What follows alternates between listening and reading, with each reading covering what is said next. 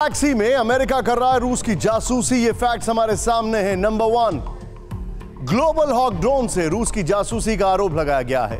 दक्षिण क्रीमिया के पास आसमान में दिखा यूएस ड्रोन। रूसी फौज की मूवमेंट पर नजर रखने का आरोप।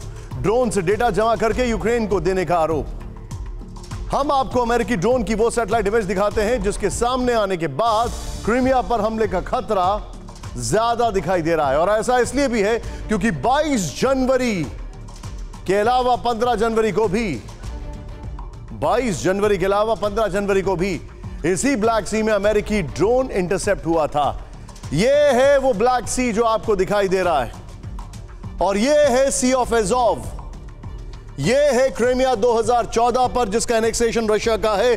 और इस ब्लैक सी में रशियन शिप्स होने के बावजूद अमेरिकी ड्रोन दिखाई देता है। अमेरिकी ड्रोन जो है वो यहां क्या कर रहा था, यह सवाल है। यह अमेरिकी ड्रोन यहां पर ब्लैक सी में डेटा कलेक्ट कर रहा था और बाद में अलग अलग चीजें सामने आती हैं कि इतनी वॉरशिप्स, इतनी सबमरीन्स मूव कर रही हैं। और यह है वो अमेरिकी ड्रोन की तस्वीर। क्रीमिया पर इंटेलिजेंस, क्रीमिया के लिए मिसाइल्स और क्रीमिया के लिए इंटेंट, ये सारी चीजें अमेरिका दे रहा है। अमेरिका पर आरोप क्या क्या लग रहे हैं, आइए अब आपको यह दिखाते हैं। नंबर 1, ब्लैक सी में यूएस कर रहा है जासूसी। फैक्ट्स देखिए अब आप। रूसी फ्लीट का डेटा कलेक्शन, रूसी नेवी की वॉरशिप पर नजर, एयर डिफेंस सिस्टम की जानकारी, रूसी रेडार की लोकेशन की जानकारी, रूसी रेडार की फ्रीक्वेंसी जानना, ग्लोबल हॉक की मूवमेंट कैप्चर की गई है।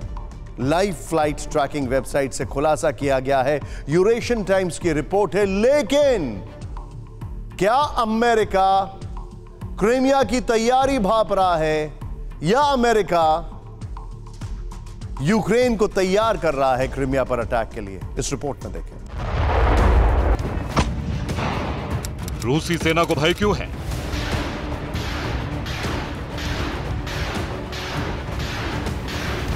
क्या क्रीमिया पर हमला तय है?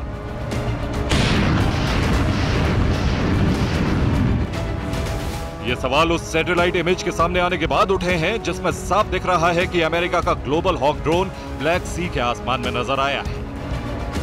वो भी एक नहीं, 7 दिन में 2 बार, और दोनों ही बार अमेरिकी global hawk drone south Crimea के बेहद करीब दिखा है।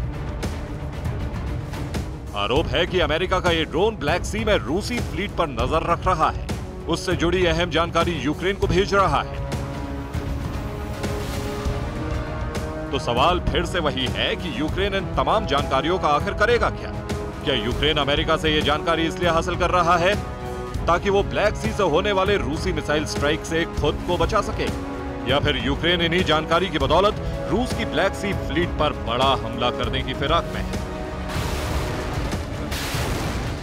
दूसरा सवाल शायद ज्यादा अहम है, क्योंकि बात ब्लैक सी में एक अमेरिकी ड्रोन से जासूसी तक सीमित नहीं है, बल्कि बड़ा खुलासा यह भी है कि ब्लैक सी में ही ग्लोबल हॉक यूएस ड्रोन के अलावा E8 US radar system, E3 US airborne warning system, RC-135 राइवेट जो कि यूएस का खुफिया विमान है, और EC-135 यूएस मल्टीपर्पज हेलीकॉप्टर भी बराबर नजर रख रहे हैं। सभी डेटा कलेक्ट करके यूक्रेन को भेज रहे हैं। तो बड़े पैमाने पर रूसी फ्लाइट की जासूसी किस लिए? क्या क्रीमिया पर हमले करने के लिए? क्योंकि रूस यूक्रेन युद्ध में ऐसे मौके कई बार आए हैं जब प्रेसिडेंट ज़ेलेंस्की खुद क्रीमिया दोबारा हासिल करने का प्रण लेते दिखाई दिए हैं। तो क्या अब वो समय करीब आ चुका है?